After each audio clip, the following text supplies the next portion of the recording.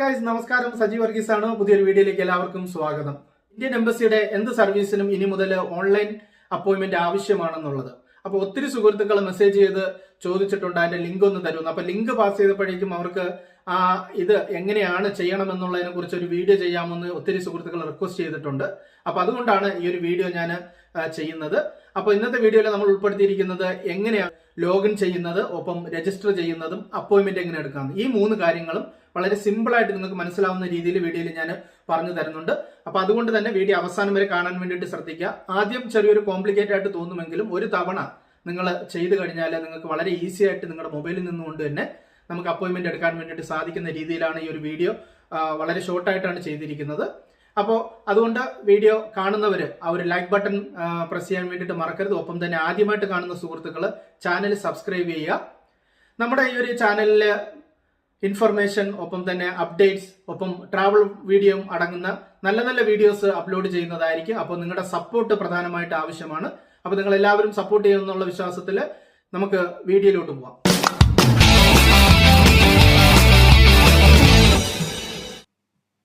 അപ്പോൾ ഈ ഒരു സൈറ്റിൻ്റെ ലിങ്ക് ഞാൻ ഡിസ്ക്രിപ്ഷൻ ബോക്സിൽ കൊടുത്തിട്ടുണ്ട്.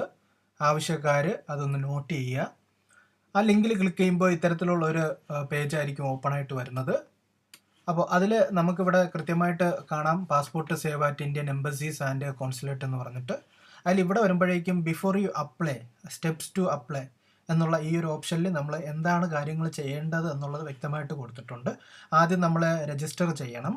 അതിനുശേഷം നമ്മൾ ലോഗിന് നമ്മുടെ പാസ്വേഡ് ഉപയോഗിച്ച് നമ്മൾ ആ ഒരു ലിങ്ക് നമ്മൾ കൺഫേം ചെയ്യണം.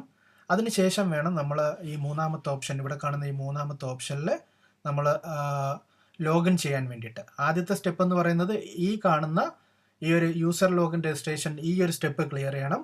അതിനുശേഷം നമ്മുടെ ഇമെയിലിൽ ഒരു ലിങ്ക് വരും. ആ ലിങ്ക് കൺഫേം ചെയ്തതിന് ശേഷം നമ്മൾ നമ്മുടെ യൂസർ നെയിമും പാസ്വേഡ് ഉപയോഗിച്ച് ഈ യൂസർ ലോഗിൻ എന്നുള്ള ഈ ഒരു 3ാമത്തെ ഓപ്ഷനിൽ വന്നിട്ട് വേണം നമ്മൾ ഇതിൻ്റെ അപ്പോയിൻമെൻറ്റ് എടുക്കാൻ വേണ്ടിയിട്ട്. അപ്പോൾ ആദ്യമേ നമുക്ക് സ്റ്റെപ്പ് 1 by 1 ആയിട്ട് നമുക്ക് തുടരാം.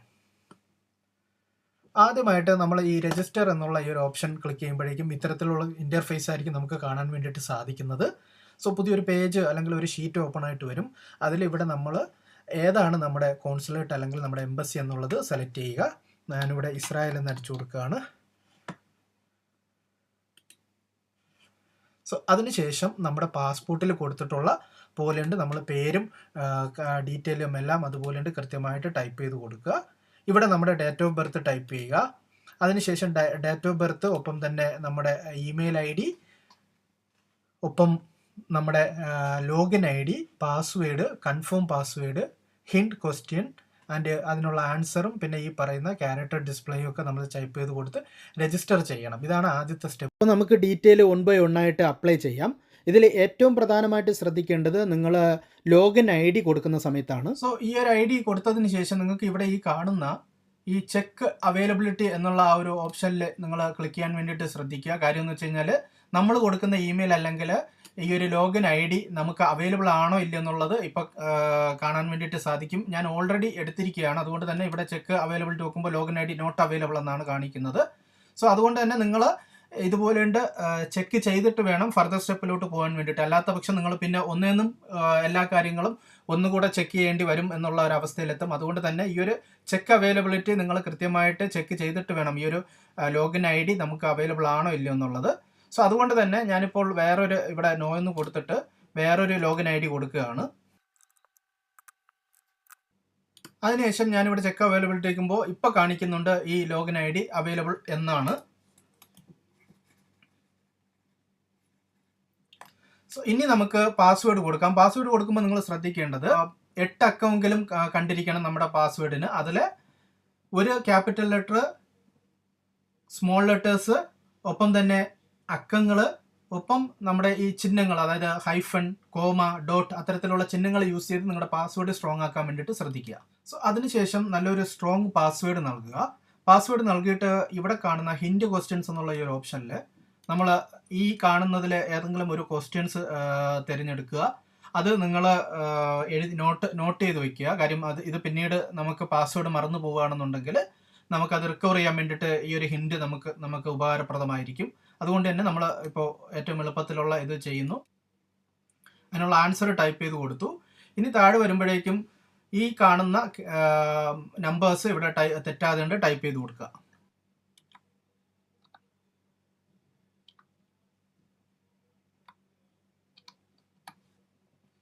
സോ ഇത്രയും ചെയ്തതിന് ശേഷം ഒന്ന് നിങ്ങൾ എല്ലാം ഒന്ന് ചെക്ക് ചെയ്യുക, ഏതെങ്കിലും കോളം നമ്മൾ ഫില്ല് ചെയ്യാൻ വേണ്ടിയിട്ട് വിട്ടിട്ടുണ്ടോ എന്നുള്ളത്.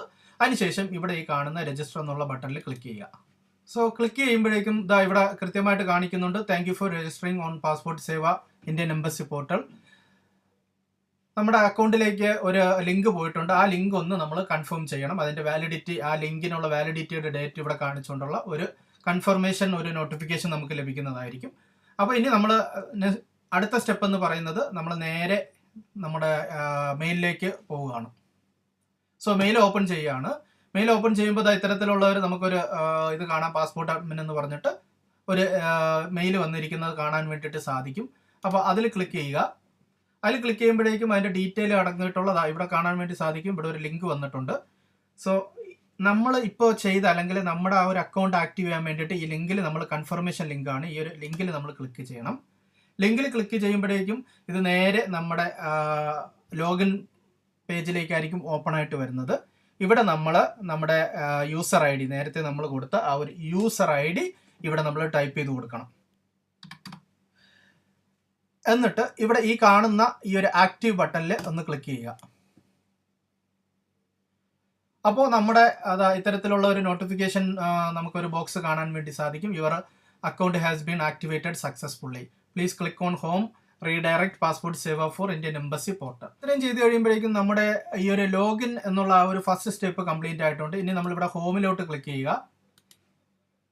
അപ്പോൾ ഓട്ടോമാറ്റിക്കലി നമ്മൾ ആദ്യം ഓപ്പൺ ആക്കിയ ആ ഒരു പോർട്ടലിലേക്കായിരിക്കും പോകുന്നത്. ഈ ഒരു ഇന്റർഫേസ് ആയിരിക്കും നമുക്ക് കാണാൻ വേണ്ടി സാധിക്കുന്നത്. ഇനി നമുക്ക് അപ്പോയിൻമെന്റ് എടുക്കാൻ വേണ്ടിയിട്ട് യൂസർ ലോഗിൻ എന്നുള്ള ഈ ഒരു ഓപ്ഷനിൽ ക്ലിക്ക് ചെയ്യുക. ഇവിടെ നമ്മൾ നമ്മുടെ നേരത്തെ കൊടുത്ത ആ ഒരു ലോഗിൻ ഐ ഡിയും പാസ്വേഡും ഒപ്പം തന്നെ ഈ താഴെ കാണുന്ന ഈ അക്കങ്ങൾ ടൈപ്പ് ചെയ്ത് കൊടുത്തു കഴിഞ്ഞിട്ട് നമുക്ക് ലോഗിൻ ചെയ്യാൻ വേണ്ടിയിട്ട് സാധിക്കുന്നതായിരിക്കും. സോ ലോഗിൻ ആക്കുമ്പോഴേക്കും ലോഡായിട്ട് ഇത്തരത്തിലുള്ള ഒരു ഇന്റർഫേസ് ആയിരിക്കും നമുക്ക് കാണാൻ വേണ്ടിയിട്ട് സാധിക്കുന്നത്. സോ ഇതിന് വേണ്ടിയിട്ട് ഇവിടെ നമ്മൾക്ക് കാണാൻ വേണ്ടി സാധിക്കും എന്തിനു വേണ്ടിയിട്ടുള്ള അപ്പോയിൻമെന്റിനാണ്, അല്ലെങ്കിൽ എന്തൊക്കെ കാര്യത്തിന് വേണ്ടിയിട്ടാണ് നമ്മൾ ഇനി എംബസിയിലോട്ട് പോകുന്നു എന്നുള്ള കാര്യങ്ങൾ സെലക്ട് ചെയ്യാനുള്ള ഒരു പേജാണ്. സോ അതിൽ തന്നെ ഇവിടെ നമുക്ക് മാനേജ് അപ്പോയിൻമെന്റ് എന്നുള്ള ഒരിതുണ്ട്. അല്ലെങ്കിൽ passport apply for A ordinary passport, അല്ലെങ്കിൽ PCC ക്ലിയറൻസ് സർട്ടിഫിക്കറ്റ് മേടിക്കാനാണെന്നുണ്ടെങ്കിൽ അതിന്, അല്ലെങ്കിൽ എമർജൻസി സർട്ടിഫിക്കറ്റ് ആണെങ്കിൽ അതിന്, എംബസിയിൽ നിന്ന് ലഭിക്കുന്ന എല്ലാ കാര്യങ്ങളുടെ അപ്പോയിൻമെന്റ് ഇവിടെ നമുക്ക് എന്ത് കാര്യത്തിനാണെന്നുള്ളത് നമുക്കിവിടെ കാണാൻ വേണ്ടി സാധിക്കും. ഇപ്പോൾ നമ്മളിവിടെ ഇപ്പോൾ അപ്പോയിൻമെന്റിന് വേണ്ടിയിട്ടാണെന്നുണ്ടെങ്കിൽ ഇവിടെ നമ്മൾ ആദ്യത്തെ ഓപ്ഷനിൽ ക്ലിക്ക് ചെയ്യുക. അപ്പോൾ ഇത്തരത്തിലുള്ള ഒരു പേജ് ഓപ്പൺ ആയിട്ട് വരുന്നത് കാണാൻ വേണ്ടി സാധിക്കും.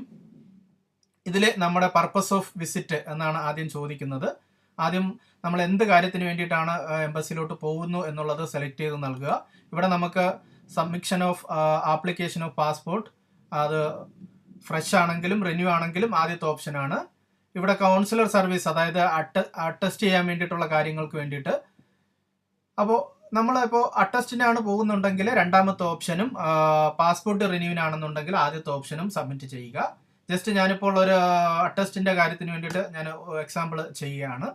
അതിനുശേഷം നമ്മളിവിടെ നമ്മുടെ പാസ്പോർട്ട് നമ്പർ ടൈപ്പ് ചെയ്ത് കൊടുക്കുക.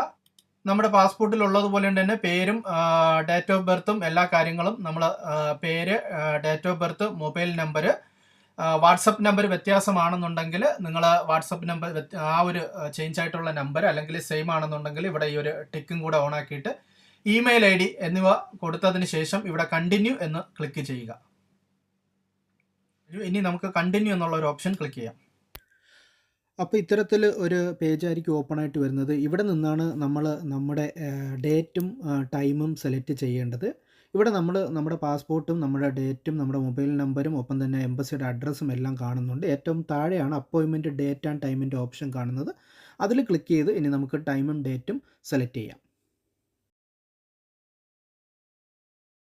സോ ഡേറ്റും ടൈമും സെലക്ട് ചെയ്തതിന് ശേഷം ഈ കാണുന്ന വെരിഫിക്കേഷൻ പിക്ചർ അതുപോലെ ഉണ്ട് താഴത്തെ കോളത്തിൽ ടൈപ്പ് ചെയ്ത് കൊടുത്തിട്ട് ബുക്ക് അപ്പോയിൻമെൻറ്റ് എന്നുള്ള ആ ഒരു നീല ആ ഒരു ഓപ്ഷനിൽ ക്ലിക്ക് ചെയ്യുക.